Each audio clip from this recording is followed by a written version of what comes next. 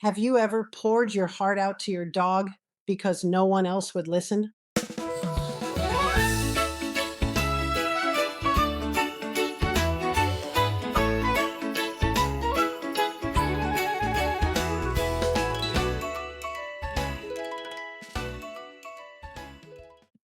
Someone in our community wrote to me a while back. She said, I've been talking to my dog about my divorce for 6 months. She said, he doesn't answer, obviously, but he looks at me like I'm the most important thing in the world every single time. I've even cried into his neck more than I've cried anywhere else. Is that strange? Is that healthy? I genuinely don't know. I want to start there because that message is a lot of us, maybe all of us, if we're honest. That's not embarrassing. That's not excessive. That is a real psychological and neurobiological phenomenon. And today we're going to look at exactly what's going on. Because you deserve the full explanation, not a cute social media post about dogs being loyal, the actual science in plain language. So here we go. Let's start with something honest. The story we tell about pets and emotional well being tends to go one of two ways. The story we tell about pets and emotional well being tends to go one of two ways. The idealized version, you have a calm, beautiful relationship with a well trained animal who provides exactly the right amount of comfort at exactly the right times. Your pet, your golden retriever, for 20 minutes and emerge serene. You practice mindfulness with your cat on your lap. Your relationship with your pet is a gentle, uncomplicated source of peace. And then there's the real version. The real version is you were up until 2 a.m. spiraling about something you can't change, and the dog climbed into the bed and put his full body weight against your legs, and something shifted. You were in the middle of crying in the kitchen, and the cat appeared from nowhere and sat on your feet and just stayed there. You are genuinely, meaningfully calmer when they're in the room and you're not sure why. The real version is also you missed the walk today and feel guilty. The cat threw up on the one thing in the house you cared about. The vet bill made a difficult month harder. The real version is also you lost one and it floored you, and people around you did not understand why. And that lack of understanding made the grief longer. All of that, the comfort and the mess and the grief, is part of the same story. And it's a story that psychology and neuroscience are telling quite clearly. There are a few different frameworks psychologists use to understand why humans bond so deeply with animals. They each capture something the others miss. Let's walk through them. The first is evolutionary biology. Humans have coexisted with domestic animals, particularly dogs, for somewhere between 15,000 and 40,000 years, depending on which research you consult. That is not a modern lifestyle choice. That is a relationship so old it has shaped both species. Dogs have evolved to read human faces, to respond to our emotional states, to make eye contact in ways that trigger bonding responses in us. This is not accidental. This is coevolution. The second framework is attachment theory. Most people know attachment theory as the framework for understanding how early relationships shape us. Secure versus anxious versus avoidant. What's interesting is that research increasingly shows that people from genuine attachment relationships with their pets, not identical to human attachment, but operating through similar psychological systems. You seek proximity to them when you're stressed. Their absence makes environments feel long. The relationship has a particular emotional grammar. The third framework is neurobiological, and this is where it gets genuinely interesting. We now have good evidence that interacting with companion animals produces measurable changes in the human body. Cortisol, your stress hormone, drops, heart rate slows, blood pressure decreases. And critically, the oxytocin system activates. Oxytocin is the neuropeptide that underlies social bonding.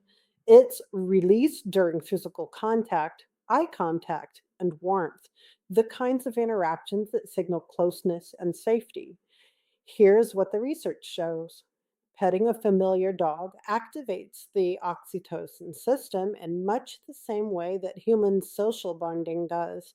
Your nervous system does not require the bonding target to be human.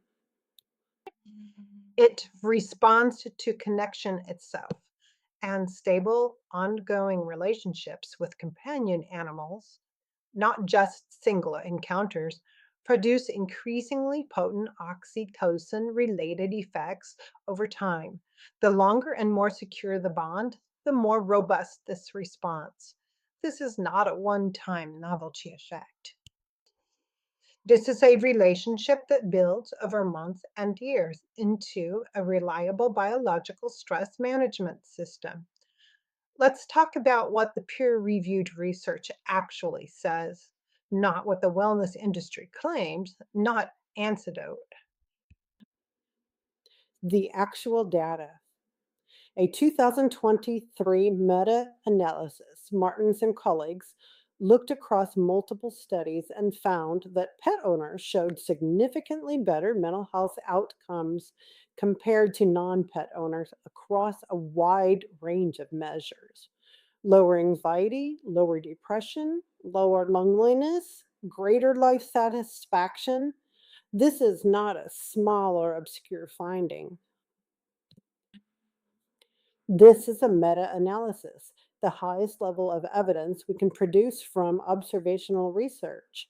A 2024 systematic literature review, Barr and colleagues looked specifically at what happened during COVID-19 pandemic when the millions of people were isolated in ways we had not seen in our lifetimes.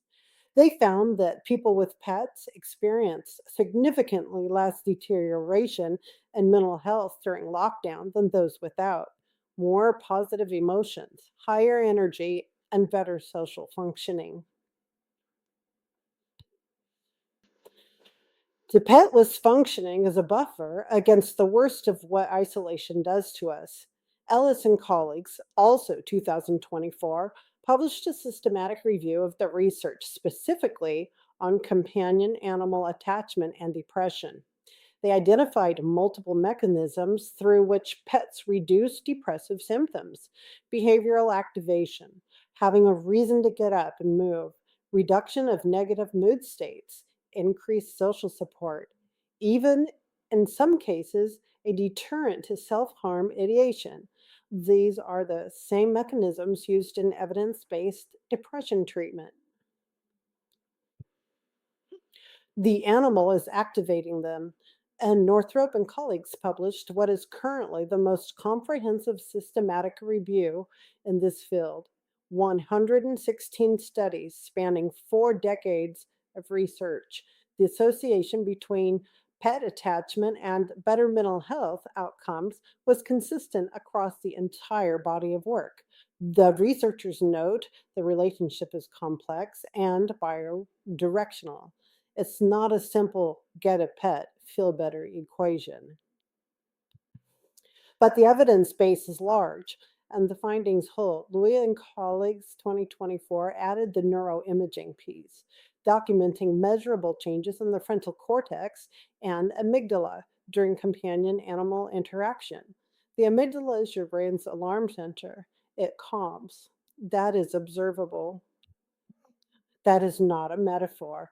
I want to tell you about Sandra.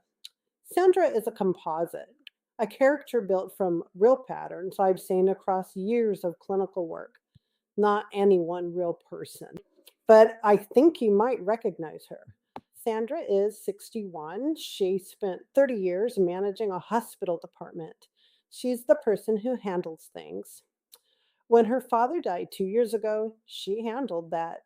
When her husband's health required her to retire early and rearrange her entire life around his care, she handled that too. Internally, she was working very hard not to fall apart. Charlie, a 7-year old rescue mutt who arrived from Texas the week after her father's funeral, was not a calculated emotional decision. He was a gift from a daughter who was worried about her mother and didn't know what else to do. For the first few months, Sandra resisted the idea that Charlie was doing anything for her mental health. She walked him because he needed it. She fed him because he needed it. She was not the kind of person who needed a dog for emotional support. That was for other people. What she eventually noticed, and only admitted out loud in a therapy session about 8 months in, was that some mornings Charlie's need to go outside was the only reason she got out of bed at a reasonable hour. Once she was up, she was usually okay, but the getting up required him, and she was not okay with that.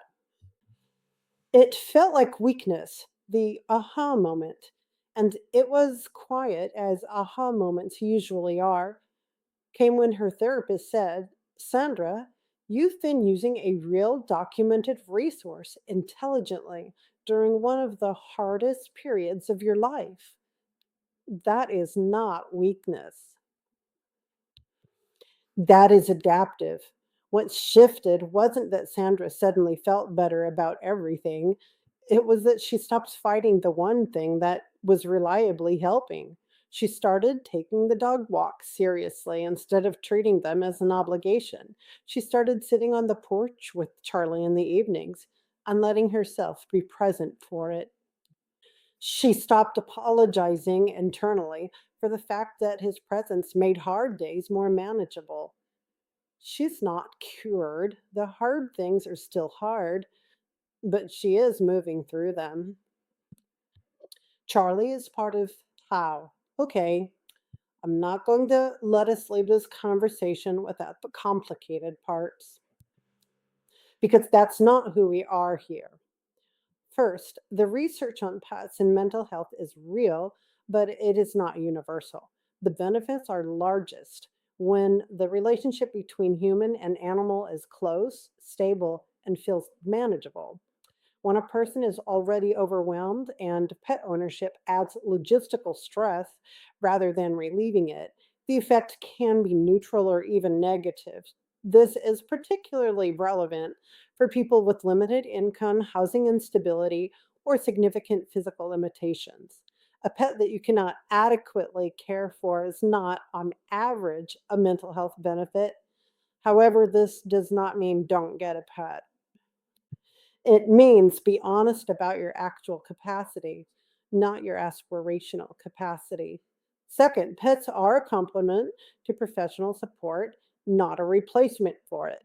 I do want to be clear about this. Depression, anxiety, trauma, grief, these are real clinical conditions that respond to real clinical interventions. Your dog can reduce your cortisol. He cannot restructure your thoughts, process your trauma, or prescribe medication when you need it. The human animal bond is a meaningful part of an emotional well being toolkit. It's not the whole toolkit. Third, and I want to spend a moment here because it matters. Pet loss is real grief, and it is frequently treated as though it isn't. Park and colleagues reviewed 48 studies on pet bereavement. What they found was consistent. Bereaved pet owners frequently experience severe, clinically significant grief that is disenfranchised, meaning the people around them don't recognize or validate it. And people feel embarrassed to grieve their pet. They feel pressure to get over it on a timeline that would be considered cruel if it were applied to any other significant loss. Here's what I want you to hear. If the bond was real, and if it was the grief, it is real. The depth of connection you felt is exactly why the absence is so disorienting. You are not overacting. You do not need to minimize or speed it up. Grief over a companion animal deserves the same honesty, the same space, and when needed, the same professional support as any other major loss. If you are in that place right now, I see you. You have not lost a pet, you have lost a relationship. Let's get practical. 5 strategies grounded in research we've discussed today. These are not soft suggestions. These are specific behaviors with documented psychological mechanisms.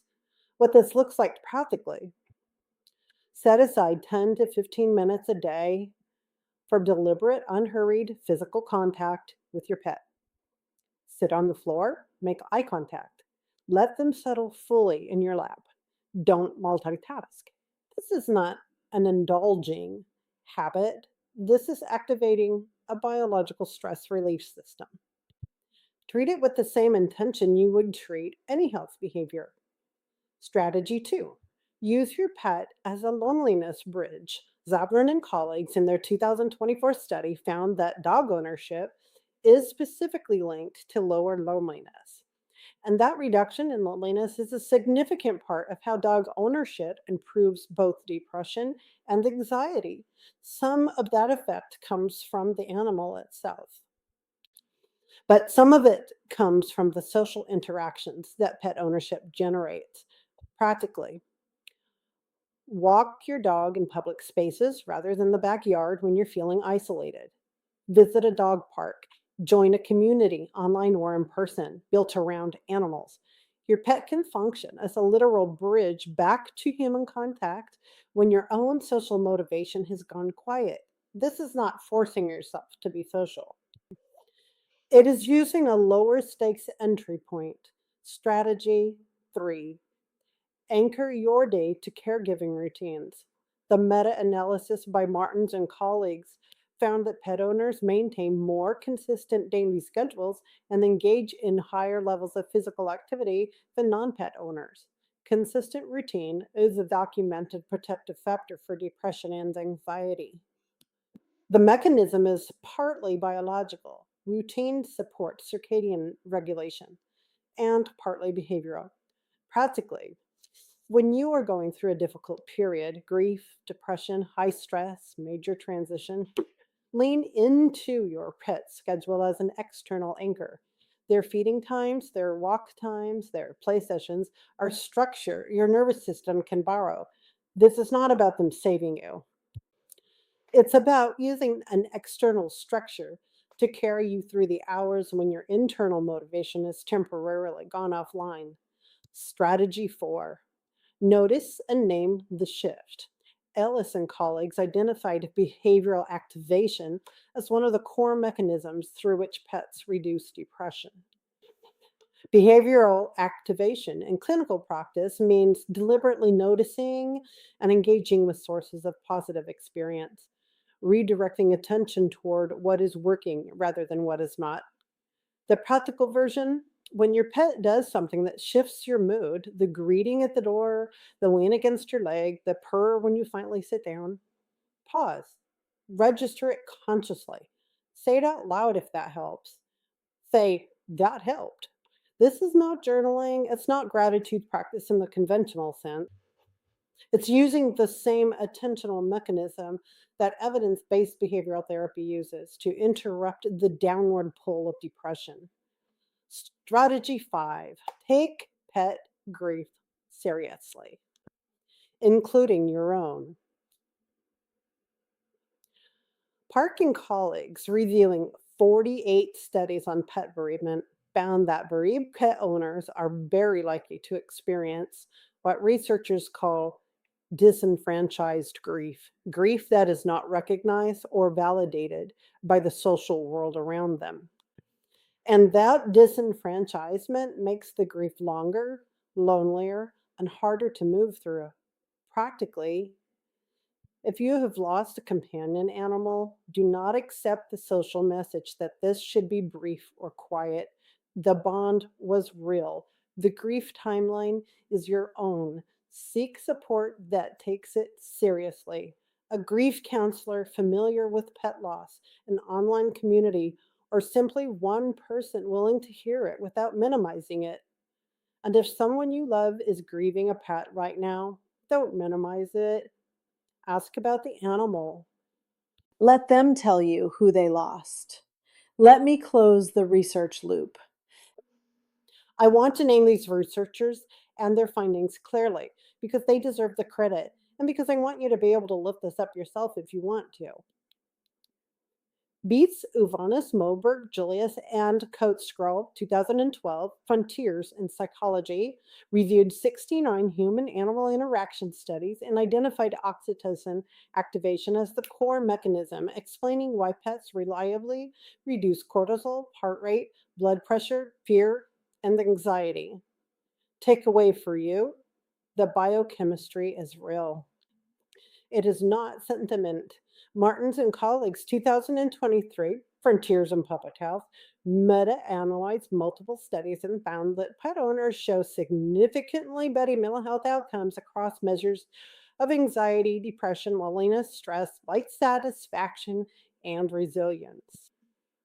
Takeaway: the population level effect holds across different studies, different populations, different countries.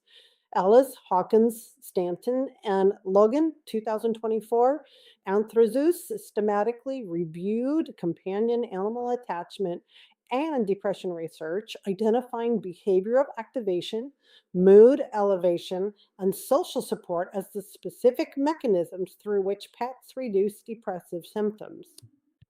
Takeaway: we know not just that pets help, but have. Northrop, Schnuckel, Ruby and Howell, 2025, Animals, the most comprehensive systematic review in the field. 116 studies, 4 decades. Consistent association between pet attachment and better mental health and well being. Takeaway: this is a large, robust, convergent body of evidence. Park Royal Indran, 2021, Journal of Applied Animal Welfare Science, 48 studies on pet bereavement. Findings: grief is real, significant, and frequently disenfranchised. Takeaway: the loss deserves the same respect as the bond. I want to come back to where we started. Someone wrote to me about her dog, about crying into his neck, about feeling seen by an animal in a way she hadn't expected to be able to feel. She asked whether that was strange, whether it was healthy. What I want to say to her and to all of you, it's this: what you feel for your animal is not a lesser version of love. The bond is neurobiologically real. It activates the same chemistry that underlies the closest human relationships. The grief when you lose one is not disproportionate, it is proportionate to the depth of what was real. None of this means your pet replaces human connection or professional support when you need those things. What it means is that the relationship you have built, the one that looks like a dog on a couch or a cat on the lap or a rabbit you talk to every morning, is not incidental to your life. It is not a luxury. For many of us, it is one of the things holding us together during the seasons when holding together is the whole job. Take that seriously. Take yourself seriously for having it. If this resonated with you today, share it with someone who might need it. Like, subscribe, you know the drill.